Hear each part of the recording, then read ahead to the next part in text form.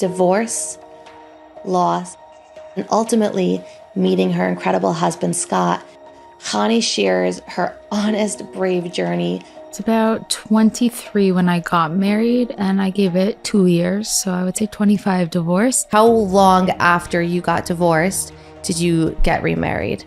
5 years. I was about 30 years old. I heard beautiful things about Yudi. Yeah, he was really special. Wow. And for those that don't know, when did Yudi pass away? Yudi passed away January 2021 from COVID. And you get married, you think this is your forever, and how my forever was not my forever. It was not easy, and for me, it took me a very long time. I remember on my 34th birthday, go to therapy, and I said, this is my year. And he's like, what does that mean? I'm like, I'm getting married this year, it's happening. He's like, what? I'm like, it's happening. My very good friend, Kevin Mayer, got a call from her saying, I have a guy for you. You absolutely cannot say no. I'm like, okay, if you're saying I can't say no, I can't say no. Ends up, it was Scott.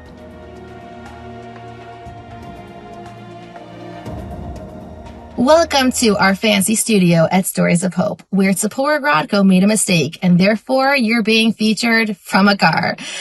I hope that this is reflective that the new year should bring exciting things and remind us that even when things don't work out, we can always work with what we have instead of being upset at what we don't have. Before we start, I want to give a special thank you to you, to all our audience members, our listeners, our viewers. When I started this mission, it was I, and now it's we. And me and my team want to give a sincere, heartfelt thank you from the bottom of our hearts. Thank you really doesn't do justice. Thank you for joining the mission for change and for letting us know how meaningful this work has been for you in the caption, through email, when I bump into you in the street. Thank you for letting us know. It gives us more strength to continue to do this important work that really needs to be done. This week, we have a very special episode, unlike anything we featured, from Chani and Scott Selinger. You know, for someone to go through divorce is extremely challenging. For someone to go through loss, it's unimaginable. With a tremendous amount of honesty and courage, Chani shares how she journeyed through both of those things and ultimately ended up with her husband, Scott, who had never been married, and he met her when he was 44. Hear their incredible journey and be inspired independent of where you are in life. Everyone is struggling with something. Maybe things have never gone the way they needed them to go. And this story is just a huge hug and truly inspiring. And I know you're going to love it. But first, an important message from our friends at Joma Shop. I was recently in Scotland and London and saw someone with a beautiful watch. I asked them where it was from, and it's from Joma Shop. They have over 1,000 brands carrying over 75,000 products in the fields of accessories, fragrances, jewelry, watches, whatever you want, they have it. They have over 1 million reviews. As a company that's been around since 1999, Joma Shop really has everything you want. When I was in the London airport, I saw a pair of sunglasses I wanted. I always get sunglasses at the airport because then it's duty free. But I checked Joma Shop and it was actually cheaper to purchase them from Joma Shop. So thank you, Joma Shop, for providing the best prices, the best accessories. If you want to make a purchase for you, a loved one, a friend, an anniversary, a birthday, you don't need to waste time looking anywhere else. Go to Joma Shop. I can guarantee you they won't just have what you need, but they'll probably have more. And the best part is, if you put down in the discount code SOH120 to receive $120 off your purchase of $3,000 or more. So go to jomashop.com to find the best product for the best price from the best place. Hi, I'm Tzipora Grodko, and this is the Stories of Hope podcast. So I really wanted to roll out the red carpet to have you here, Chani and Scott, because I know that things have not been easy remotely coming close to this place that you're in. I'm really excited for everyone to hear your story. Amazon was not fast enough, so the red carpet did not get here. But I'm just so grateful to have both of you here today. So let's just jump right in. Tell us a little bit about your background, and then Scott, tell us a little bit about where you grew up, etc.? Okay, so I grew up, first of all, I'm 35. I grew up in Brooklyn. I grew up very Orthodox. I went to Beis Yaakov. When I graduated high school, we moved to the Five Towns. We never truly belonged in Brooklyn at that point. I remember like when we moved, everyone's like, what took you so long? I was very happy in the Five Towns. I love the Five Towns. Also worked out really well because this guy happens to be from the Five Towns. So very nice to be, local. Yeah. Okay. Thank you. And Scott, what about you? So I'm 44. I guess I didn't grow up in the Five Towns. So we grew up, I lived in Oceanside for the first couple of years, and then we moved to the Five Towns in 1989. So when this one was 1 year old. Grew up going to modern Orthodox school. So I went to Hafter. Then I went to Yeshiva Kotel, went to Brandeis, went to Brooklyn Law School, that sort of. So everything Beis Yaakov is not, that was your upbringing. Complete opposite. Completely different. Exactly. Okay. Chani says she grew up Orthodox. I say Yeshivish. It's a machlokas. And he says modern Orthodox. I say Modox. Exactly. Oh, wow. I love that. So like little do we know seeds are being planted. So you grew up in Brooklyn. You moved to the Five Towns. Tell us a little bit about what your dating experience was like. Which time? The first time, from the beginning. Okay, so first time round, my parents are divorced, and thank God they are divorced. And it was not easy for my mom to go ahead with it, especially in the community we lived in. Being at this time period, a lot of people are divorced. It's unfortunately the norm and not unusual, but I was the only kid in my high school with divorced parents. Wow, that's hard. Yeah, and I was definitely an outcast because of it, just because of that, no other reason. So when I was dating, I remember I actually met a shadchan, and she told me, she's like, because your parents are divorced, you're going to have to probably date someone who had like a heavy drug problem. Wow. And I remember I was such a good girl and like never looked at a boy, never tried anything, did anything. And I remember like leaving crying and thinking, why am I looked at as damaged? Because my parents did the right thing by us. It was really rough. A lot of no's just based on that. Nothing to do with me. But it felt very personal. It made me feel very damaged. And I think that was also a big reason why I married the wrong person, because I didn't have really much to compare or go about, because it was kind of more of like the best option out of everything. Wow. So that was my first. Do you want me to go through all of them, or? So I want to point out such an important piece here, which is you're a new dater. Yes. And you grew up in Beis Yaakov, and you only know what you're taught. And you're told because of a life you didn't choose, you're going to get a future that maybe you don't want. And you're taught to believe that as truth. And therefore, the guidance you received was really unhelpful in leading you towards the right person meant for you. And I want to point out that it's so crucial that people are so careful with their language and how they educate and guide, because they're not God. And they're an educator, and people only know what they're taught. Also, like, take the time to get to know me, that I'm not a product of what I am on paper, but how much more mature I was because of what I had to go through. All the tools that I had to develop, like make sure I took the time to work on who I had to be. Yeah. To get past all that. 100%. Oh my gosh. And I know, your story is so rich with your own personal growth and so much adversity that in passing, Chani's like, okay, so then, I got divorced, and I just want to give respect to the difficulty of that whole process of being with someone that it's not the right fit. And there's so much involved in that piece, and there's so much pain. And I just want to really honor that as we move forward in your process, because it deserves space. And how old were you at that time? It's about 23 when I got married, and I gave it 2 years. So I would say 25 divorced. And I do talk about like, I went to the store and I got milk. Like, no biggie. It was traumatic in a lot of ways. I don't use that word loosely. And painful and horrible. but it also made me the person I am today. And I'm very lucky that we both had a clean break. And I really do wish him all the best. Like, he's married with a child. I am so happy for him. I see him.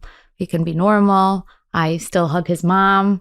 Love them. They're really amazing. I am very lucky. I definitely had a better experience than a lot of the horror stories you hear. It was still pretty bad. It was also my first real relationship because of how I grew up. We weren't allowed to talk to boys, look at boys. So this was my first solidifying what it was to be in a relationship, that I had to unlearn so much of the unhealthy behaviors that we both created of what it would be like to be in a healthy relationship. Right. Right. So that was rough. Right. And wow, thank you for sharing. We'll take a little break here just to go to Scott. Where were you at 25? At 25, I was in law school.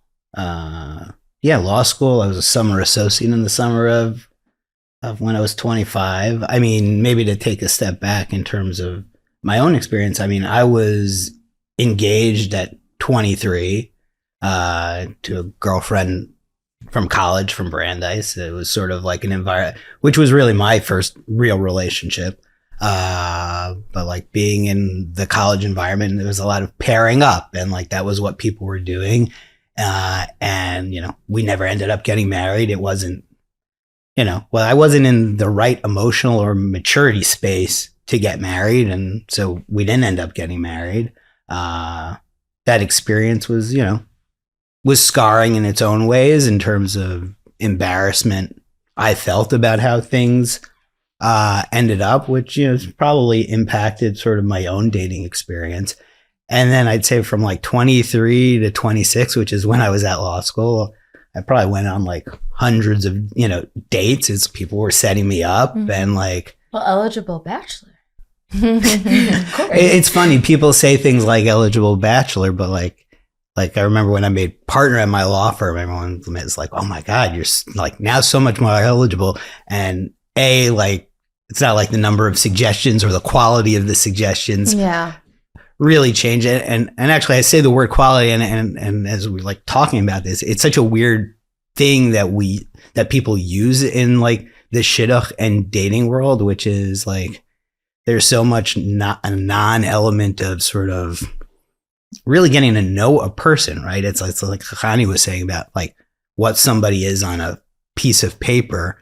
And I guess my dating life goes a long enough way back because we're talking about like dating for 20 years, where like they're different, like they're not just different stages of like where I was in life and how I experienced dating, but just like the technology that is or wasn't available that allows you to maybe get to know a person or not actually have to get to know a person in real life. Yeah. Like one of the things that I like with Chani, like Chani's got a big social media presence and, she or certainly puts herself out there in a way that like, I don't, like, that's not me. I'm a person who looks on social media, but like is not as much of an active participant.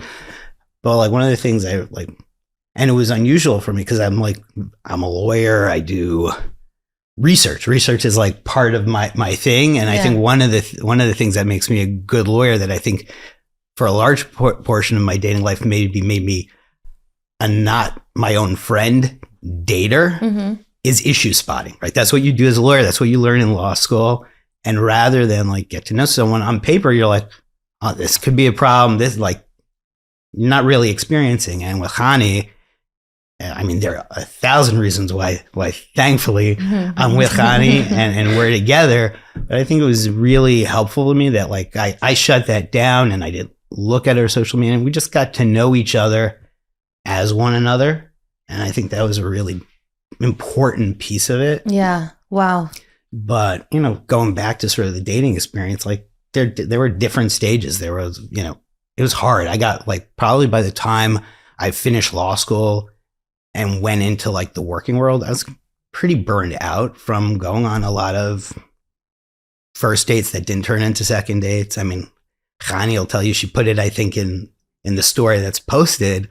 Like, I I won't say I didn't God. talk on the first 3 or 4 Barely. dates. Maybe 10 words. But maybe. I'm a pretty reserved, I don't know, I wouldn't say shy guy, but like it takes me a little bit longer than maybe some people, or maybe there are other people who are like it, that to warm up and for a person to get to know you. Yeah. And I think that really posed a challenge for me in dating. And I know lots of people could empathize with the notion of like, there are just so many times that you can go on a first date that like, I don't know, certainly you felt like you like the other person. And I get it. The other person is just, you know, hearing it from like the first person who was open to me about like what it was experiencing dating me in sort of the early part of dating, you know, but it takes a toll. And then, of course.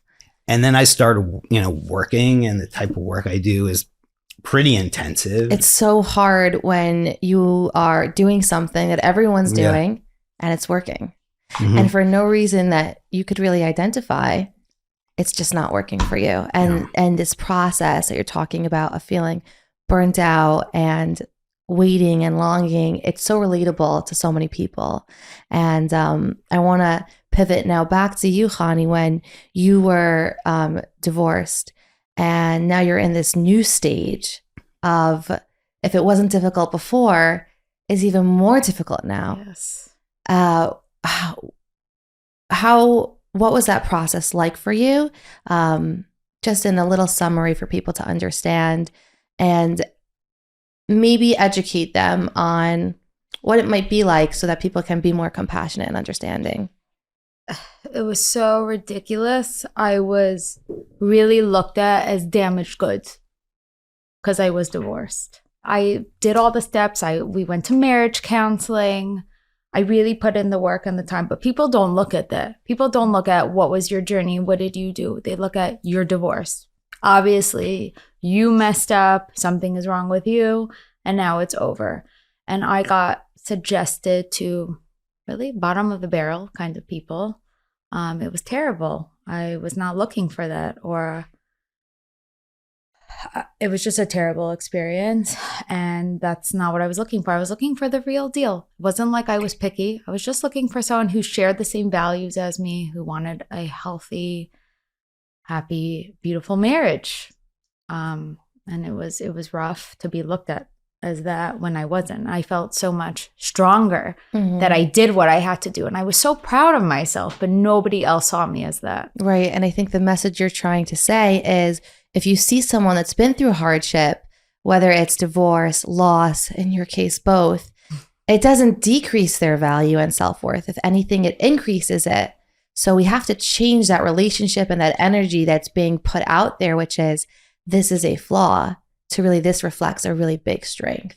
Right. I think also a problem is that people, when they don't understand something, they need to put it in a box and make a judgment call, versus I think it's very important for people just not, okay, this is her equals this, but let's get to know the person. Let's see about their journey, what made them who they are, where their strength came from, what they did the after part. You know, I have a lot of friends reach out to me. Should I be nervous to go out with somebody who's divorced, or should I be more nervous to go out with somebody who's never been married?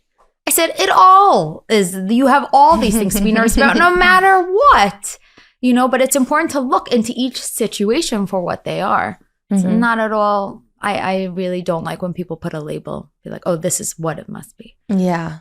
And how come you think people do that?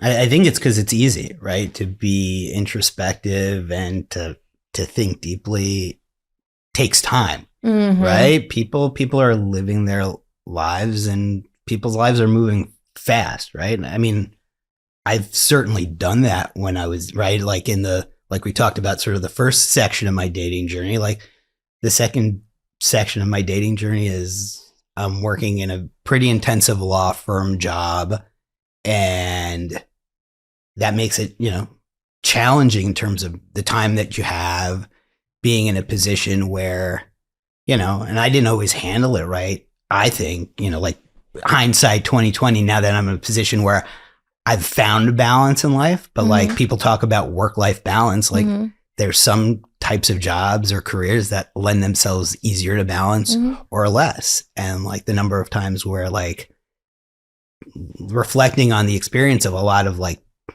first dates that go nowhere leads you to a place where like I have this important client call or this important commitment that pops up. It's funny. My mother sometimes, like when I like go into the office on a Motzei Shabbos, she like wouldn't understand, like, is there like an emergency? Like I'm not a doctor, right? Like it's, you know, why do you have to go in the office on a Motzei Shabbos? And it's like, cause like the things that my clients are working on are really critically important for them. And, you know, it's not easy to relate for necessarily other people, but like when you're making like a career choice versus like, am I going to let down a client? Or, you know, when you're a junior person, the people you're working for to go on a date, you know, that may or may not go anywhere, and reflecting on that type of experience, you may make choices that, you know, not nice to yourself, maybe not nice to the other person too, where you know,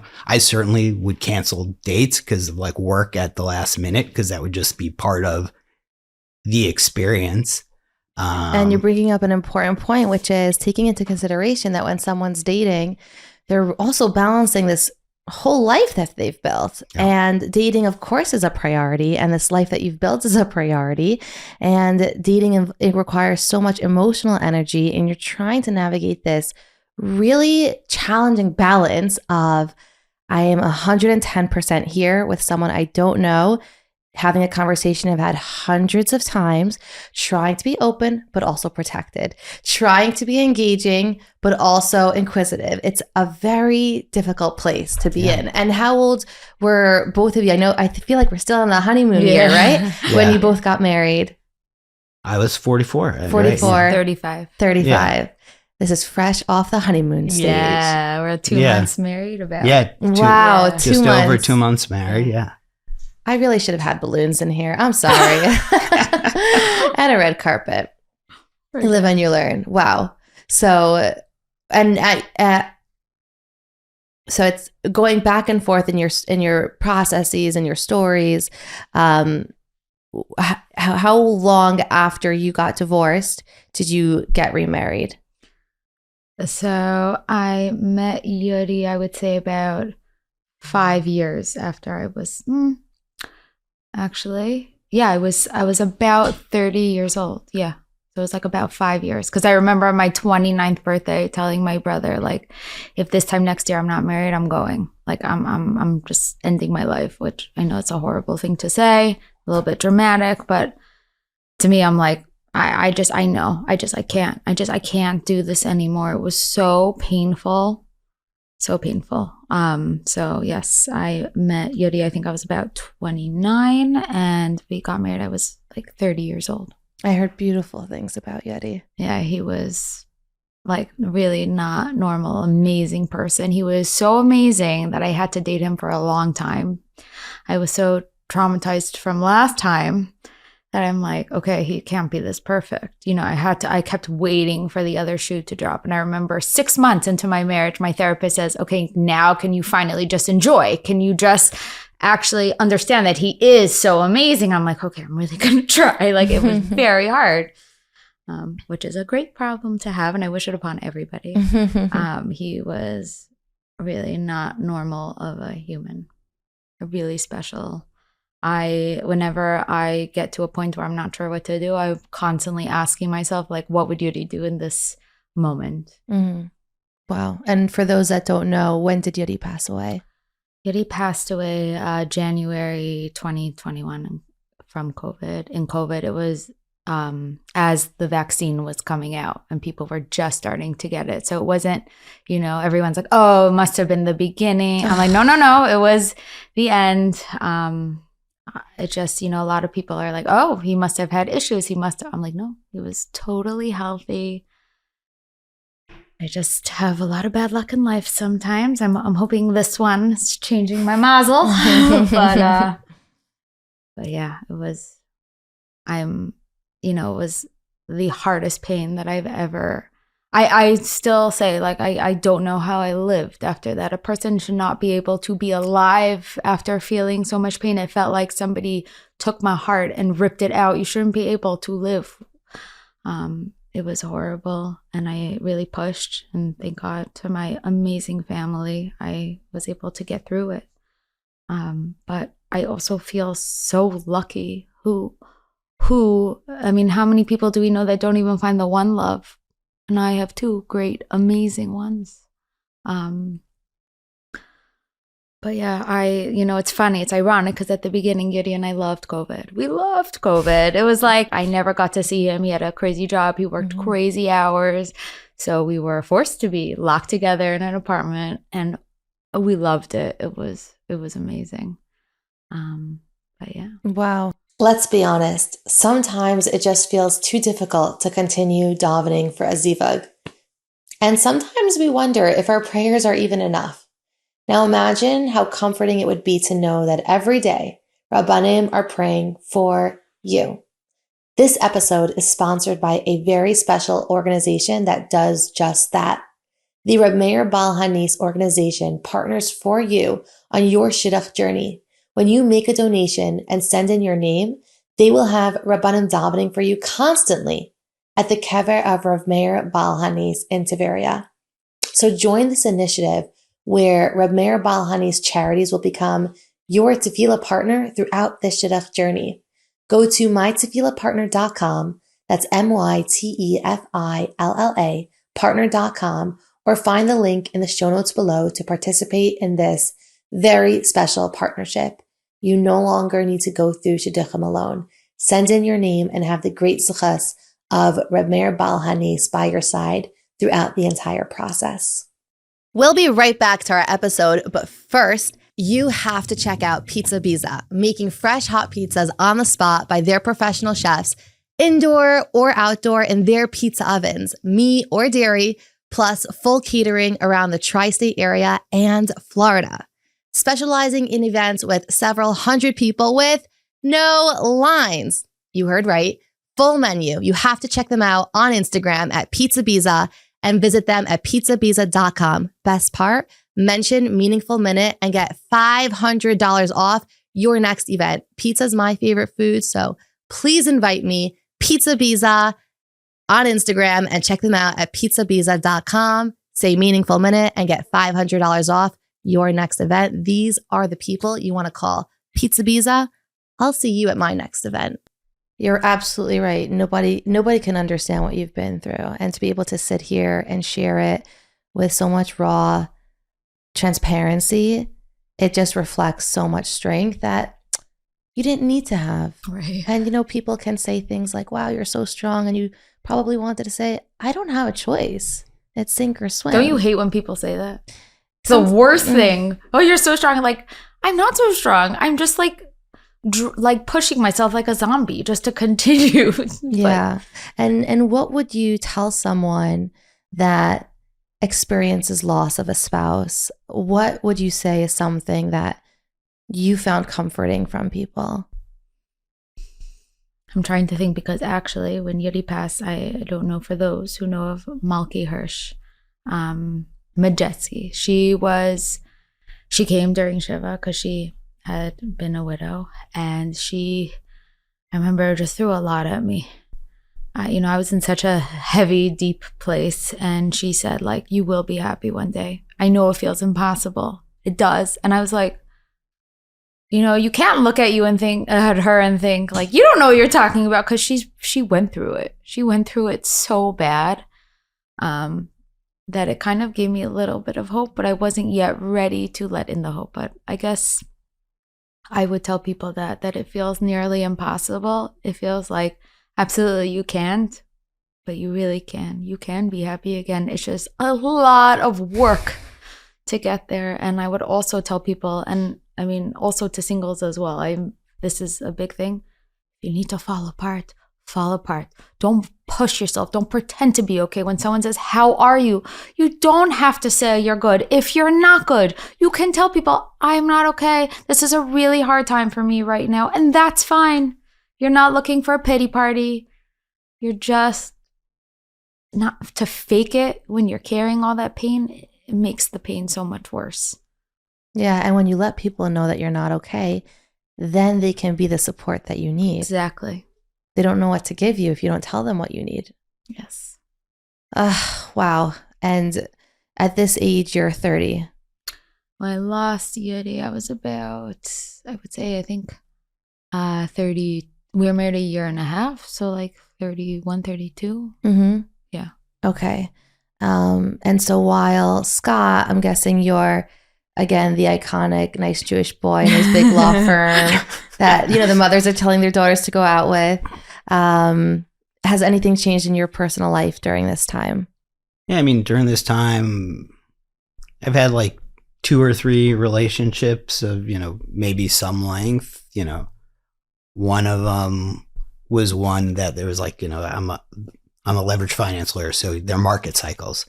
We started dating when the market was slow, and it was working well. And then probably 2 or 3 weeks of like 70-hour weeks, and it was done. Wow. Right? Like it was, that wasn't for the person. Which I just want to say, Yeah. like, so difficult. Yeah. So difficult. So there was that. I had another relationship. I got to the point in my life where I, expanded my horizons beyond necessarily like the modern Orthodox community into, a relationship with somebody who's, not coming from like a Shomer Shabbos background, but like, that was, something I ultimately realized is not for me, and like the types of compromise that I thought intellectually I could make, because at that point in time I was like 35. Mm-hmm. So I was, it's like thinking like, okay, I'm 35 and like it hasn't really worked out for me, Like exploring people that maybe weren't Yeah. religious or practicing in any Yeah, capacity, because who else is out there? Maybe this is what I need to do. Yeah. So explored that. Ultimately, that's the reason it didn't work out. It was, things I thought intellectually I could compromise on, I realized I actually wasn't willing to compromise on to make it work. And understandably, someone who doesn't come from like a background where these things are important and critical didn't want to make those, compromises in the other direction in terms of Shabbos and the like. And then, like fast forward to like COVID, right? Like different people had different experiences. So I went into COVID as a single, unattached person who had lived in a 1-bedroom apartment on the Upper West Side. I lived on the Upper West Side for years, but like for a long time, I like that. There's something about that community and that life that's for someone who's more socially reserved is pretty overwhelming. Mm-hmm. And there were just so many times I could like go to OZ on a Friday night and be in the midst of like a huge crowd, and like that's just not my comfortable place. So like both myself and another brother ended up like moving into my parents' house, at least for early COVID. Yeah. And then at some point I ended up, in a relationship with somebody who got suggested for my brother, and, he's like, how about for Scott? And, that was a relationship that I really want to make work, because by that point I'm 40 years old, and I'm like, you're 40 years old, COVID. I was trying to make something work. And so I put a lot into a relationship that was with somebody who like, ultimately it was not a healthy relationship. Yeah. And during this time, you're 40 years old. How many people do you think you've gone out with? If you could estimate. Oh my gosh. I don't know. At some point when I was younger, I've probably gone out with over 200, Wow. people, you're talking about So hard. dating over Yeah. a very long, extended Of course. period of time. Did it ever cross your mind? Did you ever have the fear of like, maybe I'll never get married? Well, so I got to that point, right? I think I was maybe in my head at that point before COVID, Mm-hmm. but certainly coming out of this relationship, that was where I was at. I mean, I spent a bunch of time in DC, which is where this person lived, in 2020 and early 2021. And we broke up like end of January 2021. And I came back up to New York, the 5 towns, and I was sort of like, I bought a house, right? I bought it like who as a single bachelor buys a house in like the 5 towns? Like that's what I did. I was like, this is where my family is. This is where my nephew is. Of course, you wanted to continue your life in the same way that everyone wants to, and you didn't want the fact that you weren't married yet to hold you back. And so I wanted to know if you could talk a little bit about the challenges you experienced. It sounds like at the time, and you can correct me if I'm wrong, you were Orthodox throughout this entire process? Yeah, I mean, there are points in, like, what I would say is I was never Michal Shabbos before Hesia. Would be, I think. But yeah, no, I mean, there are other people who could relate. If you live alone and you come home to an empty apartment on Shabbos, there's a limit to, like, of course, the point in life where you're like, I'm not just going to be sitting reading a book. So yeah, no, So like, what would you say? What would you maybe want the community to know that was something that you experienced that was difficult, that made trying to adapt and adjust difficult because the community maybe didn't know what you needed or didn't know how their engagement with you was insensitive? Is there something that comes to mind that you want to share that might be helpful for people to know?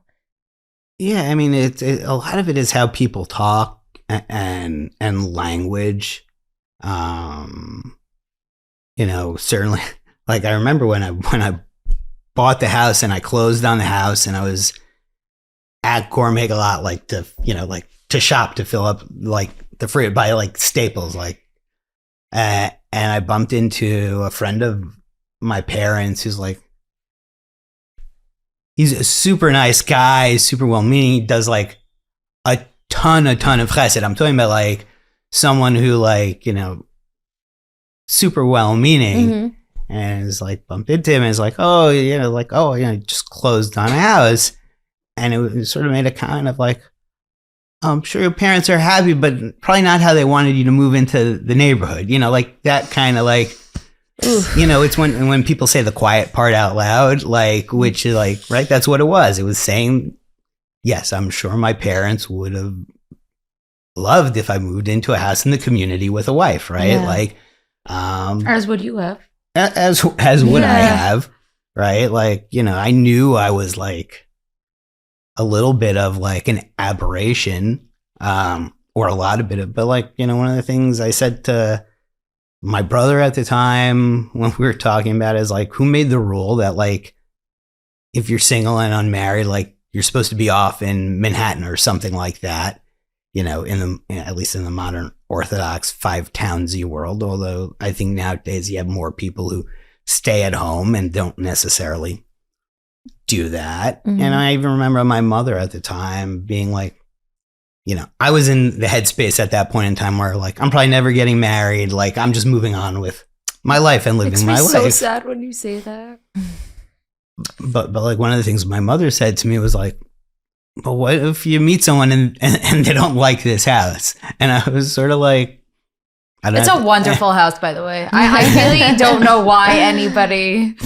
Yeah. But I was sort of like, if somebody is going to like come and be like, the one knock on Scott is he's got this house, like, I don't know, maybe like, not to be overly judgment, maybe that says more about them than about me, right? Yeah, in terms of. Yeah, I think you're addressing a really important piece, which is their standards of living that seem to be limited to a family lifestyle.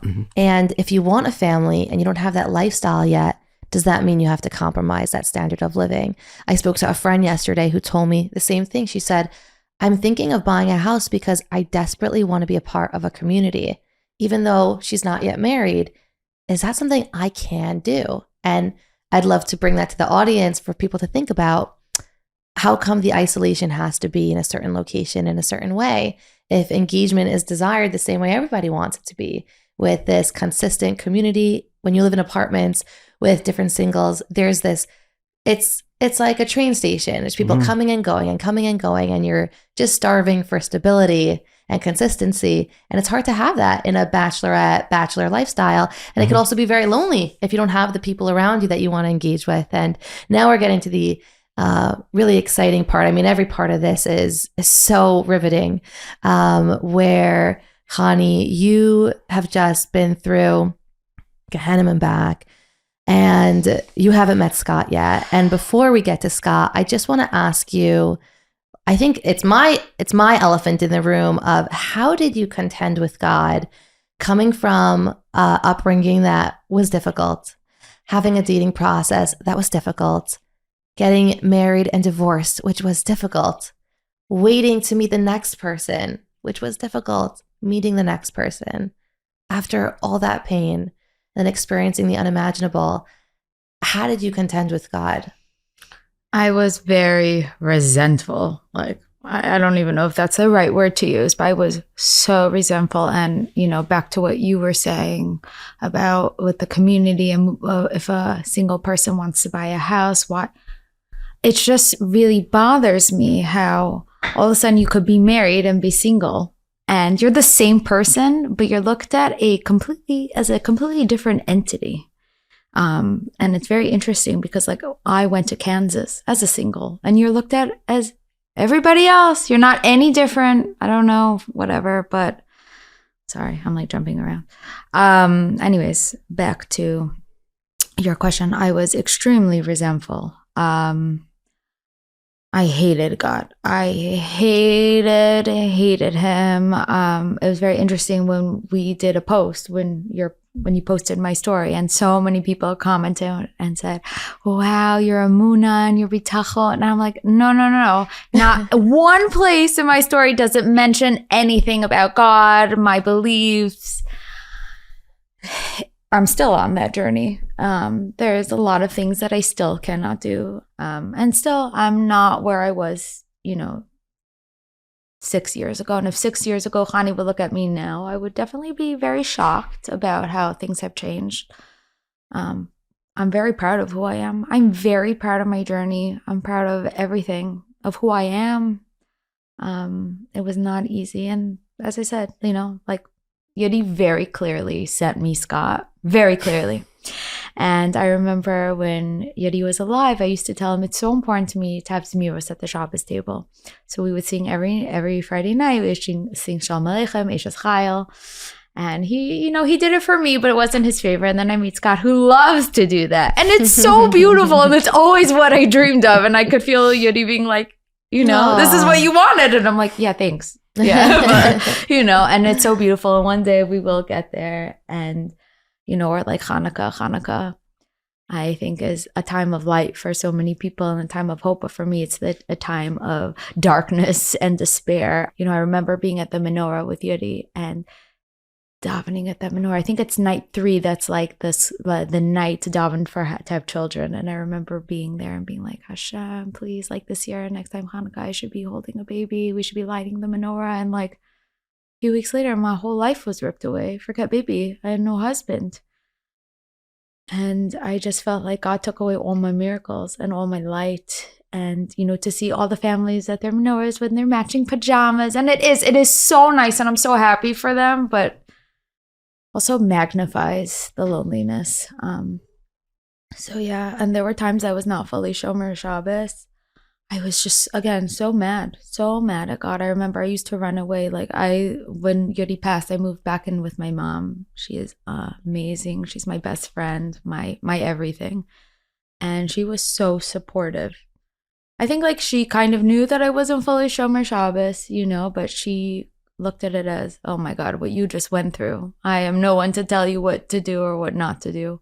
So I would I would never do anything at home because I felt it was extremely disrespectful to my mom. But I would go away a lot for Shabbos with others who would also, I wouldn't do anything so crazy. It would be more like texting, maybe pressing an elevator button. But to me, that was a lot. As somebody who like grew up in a home where like you couldn't even rip toilet paper, you know, and I hate it. I was just very resentful of Shabbos, and I just wanted to be over. It was painful. And I noticed the further I was getting from my religion, the more lonely I was feeling. It was really dreadful. But I had to do things on my own time. I think I had to find Hashem in my own way. And still, it's not the relationship maybe that exactly where I want it to be. And I definitely want to grow, but at least I'm in awareness of my situation. And I don't think anybody should ever tell anyone where they should be, where they need to be. I think it's everyone's own personal journey. Everyone should have their own, you know, lines of where they think they should be, where they want to be, and they should do what feels best for them. Now, you can also, as I did, I pushed myself sometimes, but you also have to know when to, okay, I'm not going to do this, and that's fine. We'll be right back. But first, a really cool message from our friends at Growtha. If you want help transforming website traffic, becoming #1 at Google, I made a new friend who works at Google who told me what Growtha does is how you want to do it.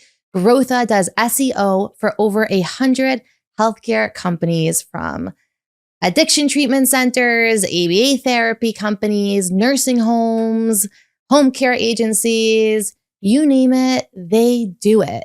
These are the people you want to call if you want to increase the success of your business. It's really just a matter of statistical, technical work. Call Growtha, call our friend Josh, let him know you heard about his exceptional company from us, and receive 10% off when you mention Stories of Hope. You no longer need to spend so much time trying to gain traction in these healthcare industries. All you need to do is schedule a call with Growtha, and they will tell you how you can increase your success with a 10% off discount once you mention Stories of Hope to our friend Josh. So again, if you have a nursing home, assisted living facilities, addiction treatment center, ABA therapy, this is the place you want to go to. Call Growtha, find them in the show notes below, growtha.com, and mention Stories of Hope for 10% off to our friend Josh. When we think of jewelry, especially diamonds, we often associate them with gifts from someone else. But who says you can't treat yourself? You absolutely can, and you should. I've been on the hunt for a beautiful piece with a great price to match, and I found what I was looking for at MCS Jewelry. Exhibit A. Their products are absolutely beautiful with unbeatable prices and a shopping experience that honestly feels like you're really being taken care of. So whether you're on the hunt for the latest trending pieces, custom diamond rings, or a perfect collar package, they've got you covered. They have everything. They're actually having a really big sale right now on eternity bands. So if you're looking to upgrade yours, you don't want to miss the sale. MCS Jewelers is a wholesale company selling retail prices, and they guarantee to find you exactly what you need for the best price out there. I mean, I know I did. So text them today, maybe even right now. Get out your phones and text them via WhatsApp at 631-729-0120 to see their selection and to inquire if they have the best price and piece that you've been wanting to get. You deserve it. And the best part is, if you mention SOH, you receive a special exclusive discount just for you. So reach out to them via WhatsApp to see their catalog and to see if they have the piece you've been wanting to get someone else or yourself. 631-729-0120. MCS Jewelers. Beautiful pieces, incredible customer care. You will not be disappointed. They will have what you want. And what you're describing is such a healthy human experience to life. I think, and let me know if you agree, sometimes we expect our performance to be at the destination. And Judaism is a relationship, and relationships evolve and change. And our growth evolves and changes. And everyone relates to Hashem differently. Our relationship is a journey, we always say, and yet we say it's a journey, but the expectation is you should be there. And when we're not, there's all this judgment of why aren't you there? But you just told me Judaism is a relationship. And your process, to me, sounds like an incredibly healthy process in your relationship. The things you chose to do or didn't do, they're not reflecting any weaknesses or lack of any respect. It's your gorgeous process of adapting and adjusting and learning and struggling. And I so appreciate you sharing, because there's so much dignity and respect in owning your process. And my question for you is, did you receive any negative judgment or maybe insensitive treatment while you were going through this process of really recovering and coping and learning from community? You mean religiously or just everything? Religiously. 100%, you know, like my skirt started getting shorter. I would, like, for me personally, I would never wear pants, but like to me, I'm like, okay, I'm not gonna wear pants, but my skirts are getting shorter. Does it make actual sense? No, but this is my own, you know, my own journey. And a lot of people were like, oh, look at you, you're all of a sudden. I'm like, you know, and I was not very nice. I used to like, and some people I would say this to. I'm like, when your husband dies, you can do what works for you. And it was a horrible thing. And I don't suggest it to people, but meaning I was in not a good place. Like, this is, no. Meaning focus on stay your in your own lane. growth. I'm going to stay in my lane. Yes. You know? Yes. Or people would be like, you should really try to daven or say Tehillim. And by the way, it's very funny because I cannot say Tehillim. And I feel so bad when people, and you know, I used social media really when Yudi was sick to get people to daven for him. And I really thank each and every person around the world. It was so beautiful to see our community come together. I can't say Tehillim. Everyone I say Tehillim for dies, and I have such a bad relationship. And I find my own connection to Hashem. But I think there's also a difference. If it's a very good friend and they know you very well and they know what you can and cannot hear, fine. But a random stranger, no, not okay. Don't give me advice if I didn't ask. Mm-hmm. Like, or sometimes I always want to say, like, I don't remember asking for your opinion. Like, did I miss something? But yeah, that was a lot of it, a lot of judgments of the things I do, where I go. Yeah. Imagine what it would be like if the world didn't have all that judgment verbally or expressed actively. It just takes someone who's in pain, make their process so much more manageable. And pain already is not manageable. I mean, your experience navigating a religion based on community independently, that's really difficult. And your experience navigating losing your sense of community also independently. And in your shared experiences, the deep loneliness that you felt, I think loneliness is one of the worst things in the world. And while you're in this place of learning and growing, and you're in this place of navigating and adjusting, how did you two get connected? So mine is a little bit of a longer story. I remember on my 34th birthday, I go to therapy and I said, this is my year. And he's like, what does that mean? I'm like, I'm getting married this year. It's happening. He's like, what? I'm like, it's happening. And I wasn't manifesting it. I truly, truly believed that this was my year. And happens to be based on what? I don't know. I just like felt it. I'm like, this is my year. I no rhyme or reason. I was like, this is my year. And he was a little worried, you know, like, okay. Anyway, February 2023, right? Yeah. February 2023, I'm sitting for dinner with my dad, and there's this girl next to me, and she's talking to somebody else about how hard it is to be single. So hard. And I'm like, I'm so sorry to butt in, but my name is Chani, and I light candles every week, and I would love to like add your name to my list. And she was so touched by that. We exchanged numbers, and we kept in touch. Wow. Like randomly message each other about, I don't know, events, or, you know, she's actually suggested some people for me. And around April, she sent me a suggestion for a book. And she said, okay, there's this book, Living with Amuna, Shidduch edition. I really think you should buy it. And I am not into these books, like not even a little bit, but I thought I'm going to buy it. You know, in the Zechus that this girl, Alicia, should find her Basheret. Anyway, rewind. I'm sitting Shiva. I'm a complete wreck. My very good friend, Keved Mayer, she lost her mother at a very young age, and she really understood grief, and she was amazing and felt like she had to step up and be there for me because she actually understood what it feels like. And she was really there for me every step of the way. And she promised me that I will one day have my happiness again. And I got so mad at her saying like, how could you promise me that? And she's like, I promise you, and I will be there for you. But not only was she there, but she was the one who actually suggested Scott. So April, right after I get this Living Amuna book, I actually just read my first lesson.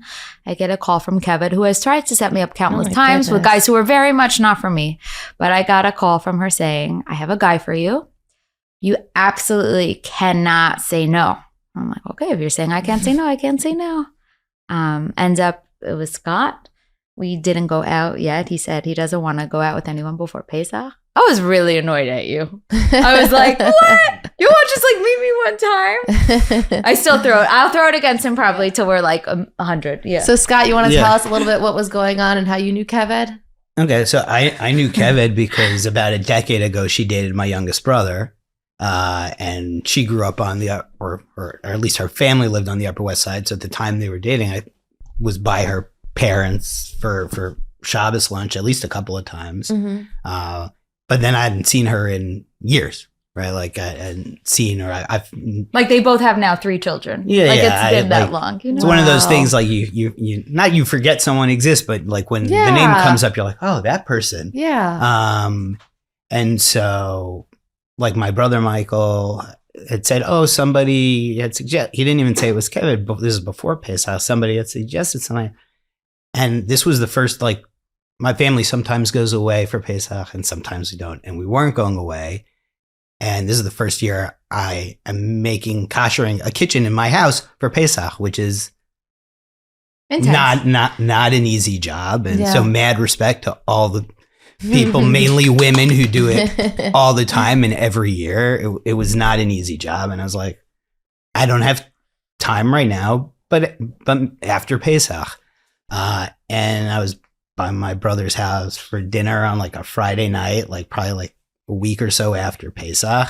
And I guess Kevin saw him at Gourmet Glad and like was like, well, hounded him. What's going on? Yeah. And so my brother, like he didn't have much information. He didn't know Chani's name. He's like, all he knew was that Chani was a widow and that her husband had passed away from COVID. And I was like, there was nothing more than like to think about it. And then I after Shabbos, the other thing I said is like, I'm like, oh, I think I saw somebody on like JDate or JSwipe who maybe like had a profile that met that description. It was I. It was Chani. And hold on, which direction did you swipe? Not the one that connects us. You literally let your basheret go. So Motzei Shabbos. But because you were his basheret. It was a timing thing. By the way, I also want to add, we were on the same Pesach program many of times. Never saw it, like crazy. So like Motzei Shabbos, I finished, I did some work because that happens, especially April time in Motzei Shabbos. And like went into the backyard, made a fire in the fire pit. And then I was like on my phone looking and like, I was like, I think I knew it was. And I was like, and I sent just like a screenshot of Chani's picture to my brother. I was like, is this the person? Yeah. And then like, next thing I know, I have like a shidduch resume. Like, yes, here, like, no, yeah, this is a shidduch resume. And I read it and like, I said yes. I didn't like overthink it.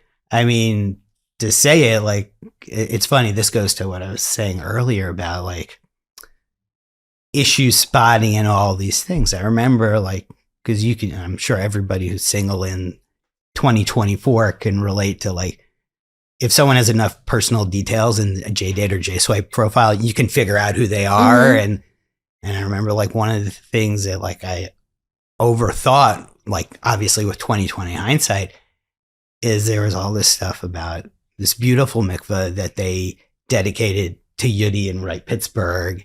And you read this thing about how important like Taras HaMishpacha was to him. And like at the point in time when I saw this, which was, I don't remember when, I was like, oh, this person's way too right wing for me. Like that was my conception. Yeah. Off of like not a lot of information, and certainly not off of getting to actually know the person.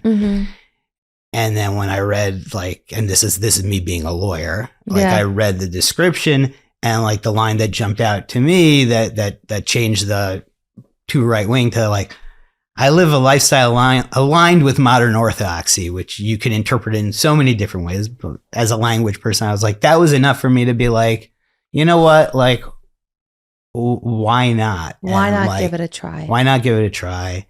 I hadn't been on a date in like over 6 months, not necessarily because people didn't make suggestions. Like, you know, one of the things, like, there are tough things about moving into a community or as a single person, but I have like great neighbors. Like, you know, like I'm like, I was an oddity, but I have great neighbors, people who are welcoming to me, you know, like the COVID era minyan that I went to, where I actually, you know, met a wonderful Rabbi Melman, who's actually Chani's brother's grandfather-in-law. But he's Kamo, my grandfather. Wow. And he was actually our Masada Kedushin. And so I got tons of shidduch suggestions. One of the things I would say to people who feel like they're not getting suggestions is like, you move as a single guy into a neighborhood, you get a lot. And so my across the street neighbor, Shira Hoshander, she would be like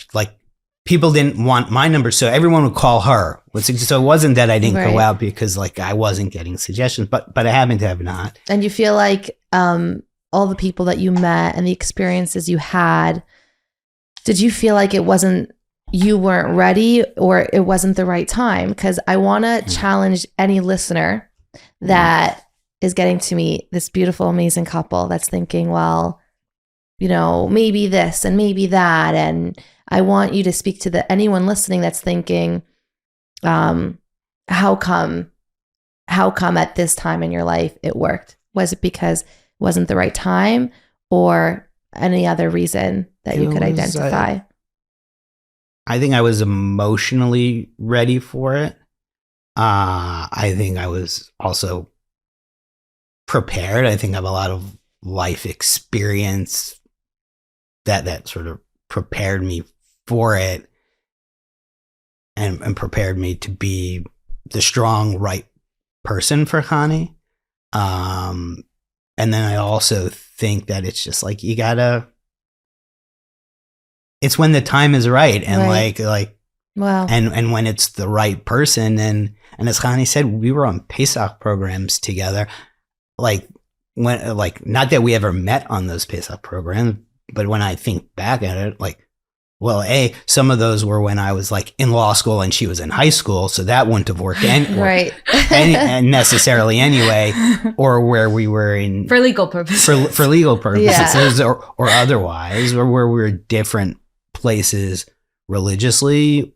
So it really wasn't the right time, and it really wasn't the right person, and everything you experienced led you up to it being the right time and to you being the right person. Yeah, and the other thing I would say is like when I say I didn't go on dates, I was taking a break. It's exhausting. Coming out of the relationship I was in that wasn't good, that I stayed in too long in early COVID. Like I didn't trust myself. Like I got to a point where like there's one thing to feel burned out from dating. There's another thing to get to a point where like you don't trust your own judgment.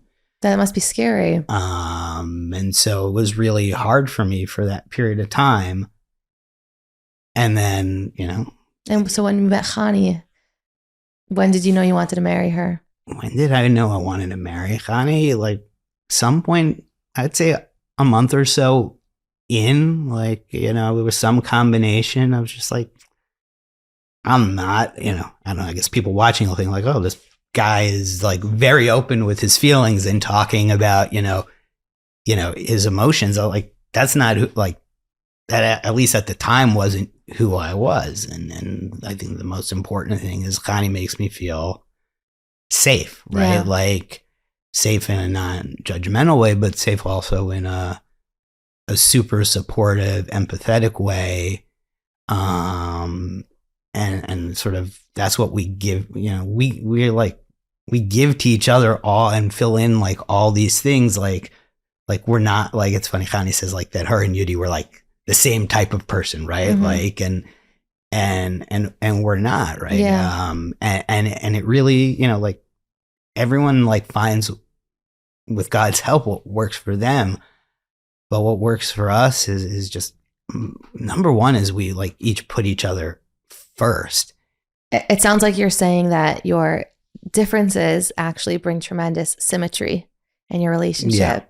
And I really appreciate you being open, because I think part of this platform is for there to be transparency and honesty to create change, to educate, and to inspire. And what I love about your story is that it's so relatable and real. People who are in pain, people who are exhausted, people who are trying to prioritize work and dating can relate to that experience because it's universally relatable, opposed to someone that is living this alternative experience where they naturally can cope and they naturally are inspired and they naturally have purpose to their pain. That's something people aspire towards, but it may not be a place that people are at. And I want to ask you, when you met Scott with your experiences, and every experience creates more fear and more insecurity, when did you know you wanted to marry Scott? Because I think you said online that on his first date, he didn't talk. Oh my God, no. Like, did not talk. I did ask you out to go out a second time. Wait, So he but said how? one sentence. But how? But how? But how in the awkward, Remember, like you want to go out again, but then I put my foot in my mouth and I was like, how about, I'm like, oh, tomorrow's too soon. Like, because that's getting in your own head. Like, do I seem overly needy, And if he would have been like, coming I on really too want to see you strong? again tomorrow, I would have been like, oh. So, yeah. Like, that would have been so nice. Anyway, Yeah. I mean, you got to the end goal, so we're good. I Yeah. think. So it definitely took me longer just because I came from a different perspective where I just want to find the right words. For me, it was so hard to accept something good. And something good could be here to stay. Even now, there are times that I have a hard time, and I'm like, I'll tell Scott, you can't go anywhere, okay? Like you can't. It's very hard. It took me a very long time. I mean, everyone else around me knew that Scott was the one, probably before I truly did. It was like my heart knew, but my head wasn't ready to accept it. And I guess other parts of my heart as well. I love to travel. And I had an India single trip booked like before I met Scott. And we went to an Indian wedding on our trip. And it was the first wedding I had been to since Yudi passed. And it was really hard for me. I thought I was okay. It was very funny. I had my friend that I was with, Rena, she's like, what's up? And I'm like, I'm fine. She's like, Chani. And I don't, I always just kept pushing myself. Like, this is my thing, it's my spiel. I push. Anyway, I called Scott and I just really opened up to so much about how hard that it was for me to be at a wedding and, to think of when you get married, you think this is your forever, and how my forever was not my forever. And, I was even petrified to walk down our aisle because I kept thinking, like, last time, who knew what I was walking down to? And who knows this time what I'm walking down to? I'm still petrified. I love Scott, and I'm so petrified because I love him so much. So in India, I vented to him and I told him everything. And the next morning I called to tell him that I loved him. And you had said it to me like a couple of weeks before. Before you left, yeah. Yeah, and I'm very not into saying I love you back just because I'm like, I want to say it when I mean it. And I think like, and it was very funny because I didn't actually tell Scott, but to everyone on the trip, I'm dating my future husband. Like, I'm going to marry this man. Wow. Like, you know, I didn't tell you, but I was like, I think at that trip, I knew I was ready to fully embrace it. Oh my goodness. And for someone that's been through any experience where they feel like they have this fear and trauma, really, what advice would you give them that helped you manage and continue to manage to go through it? Therapy. Therapy. I had different traumas from the first time and the second time. You know, I remember even like with Yudi, anything that he did like could remotely be twisted to maybe, you know, it was very hard. I think a therapist is an amazing thing to have, period, while you are dating, because it's somebody who's not your family, he's not your friend, and truly wants your best, healthiest option. So that was extremely helpful.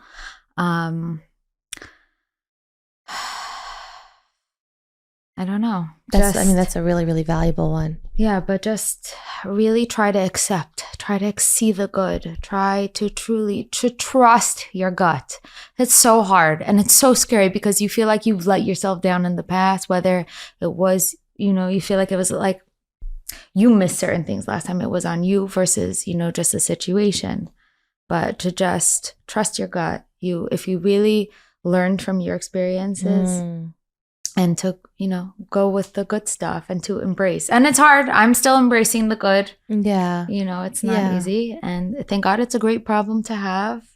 But just get a good support system and be happy when you can be happy. It's again, it's not easy. And, you know, people keep saying now, like, how are you? I'm like, it's so nice to be happy. Wow. I forgot about this feeling. Like, wow. Yeah. And wow.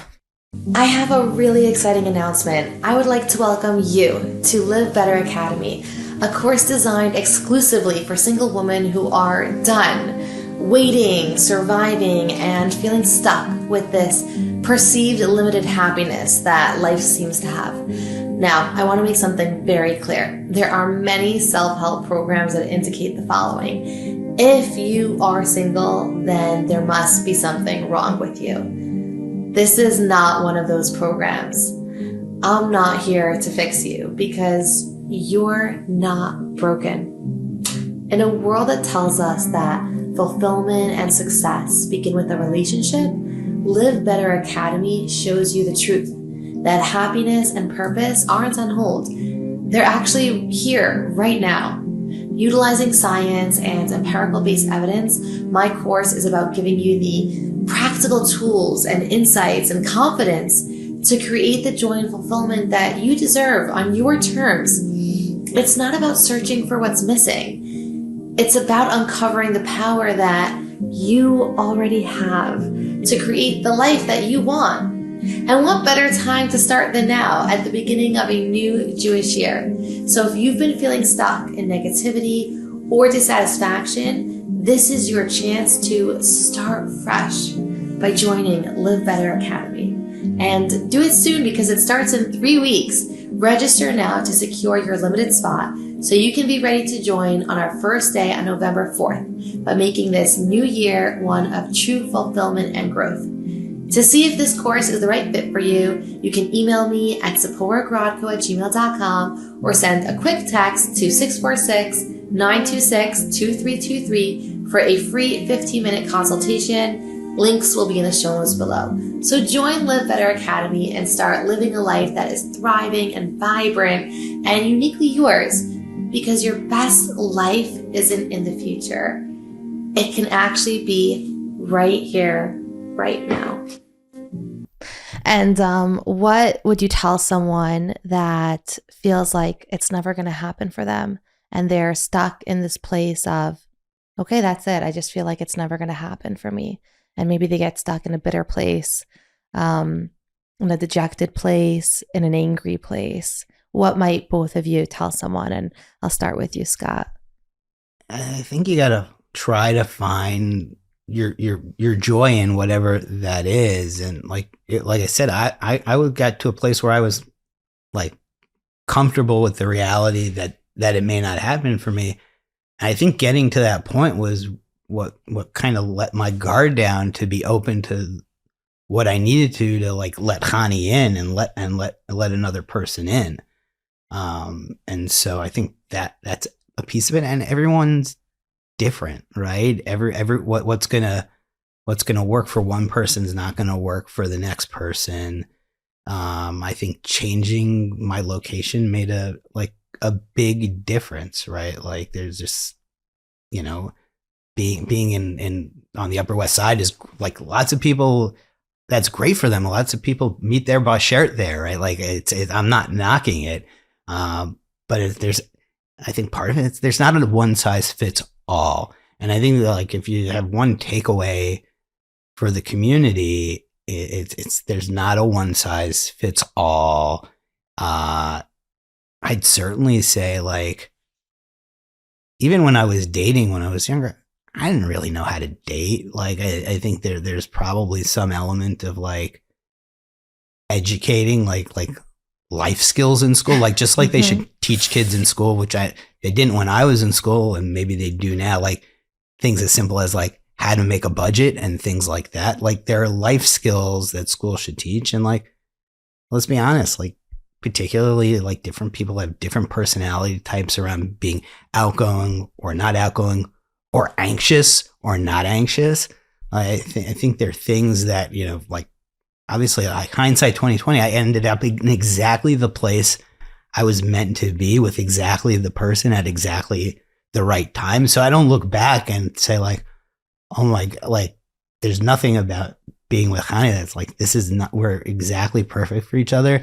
And this was exactly the perfect time, and the time where us being together was going to work, and where we would be able to fall in love with each other and be able to like just really complete one another and just have this amazing life that we're building together. Yeah. But Scott's like, I could keep going about how much I love Chani. Like this week you could do this for a half hour. We could do this forever. Yeah. Right.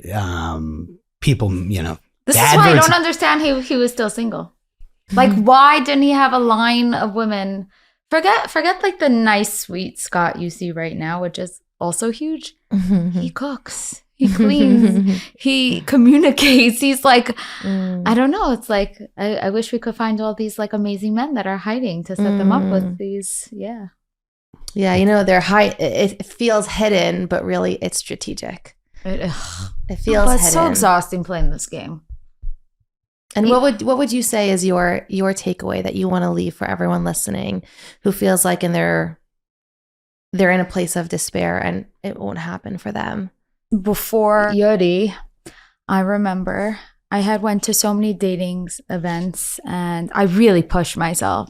Like I went to so many events by myself. You know, I hate when girls are like, I can't go by myself to an event. I'm like, no, if you go with a group, guys will not approach you. You know, like you have to be.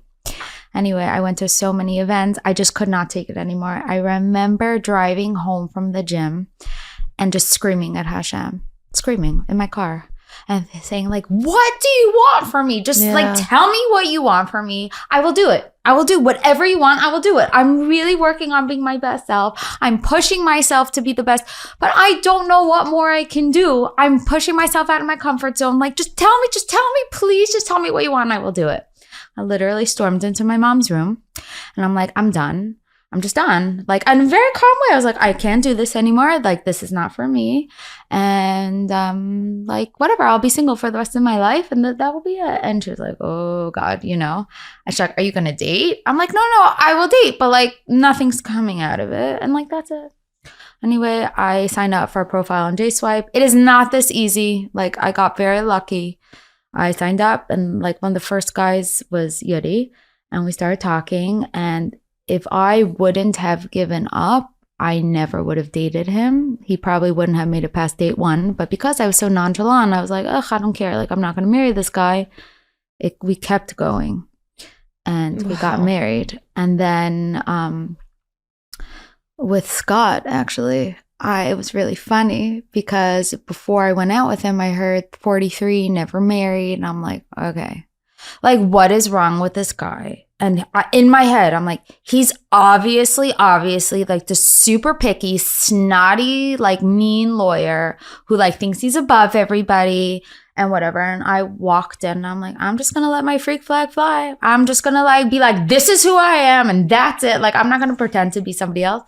And I thought I was petrifying, honestly. Like, I do not give this advice to women to go on a date and just like be the real you and like storm in. And you loved it. You were like, he loved it. He was like, wow, like this woman just like tells me who she is and what she wants. And but really, what I would really tell people is be your best self. Don't live life for dating. Live life for you. For me, it was traveling the world. I went to another place maybe every month. I stopped living to work, but I worked to live.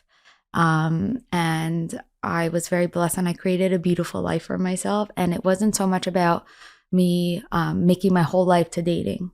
A big chunk of my life was to date, but I really made me time. And I took that time to be the best me because your single time is that time. When you're married, it's much harder to work on being the best you when you're with another person. This is your time to be the best you. Make your own happiness. Work hard on that. You can't depend on another person to make you happy. If you can't make you happy, nobody's going to make you happy. And again, as I said before, if you are not okay, don't go to your friend's son's bar mitzvah if it's too hard for you. Don't go to your friend had a baby, you're so happy for them. Don't go to the bris if it's okay. And just put yourself first and just be kind to yourself. But also, you got to be a little open-minded. You know, I was so wrong and I'm a pretty good people reader, but I was thankfully, so wrong about this guy right here. I'm happy I was. Wow. Thank you so much for coming, sharing your heart and soul with everyone. It's so humbling to hear. I feel like we could have a Netflix series with 12 seasons, hearing your story. And I'm so grateful that you got to share it with us. Thank you. Thank you for having us. Thank you for watching another exclusive episode made for you at Stories of Hope. If you enjoyed this episode or it touched you in any way, please let Chani and Scott know in the comments below. Yes, our guests, after bravely stepping forward, look forward to seeing what you thought of their episode by reading the comments. So if you want to let them know if it touched you, if you want to let them know that their bravery was worth it, please let them know in the comments below. They look forward to reading it. Thank you for being a part of this community and sending blessings and warmth and good health to all of our audience members. This should be the best year yet for you and all of Klal Yisrael.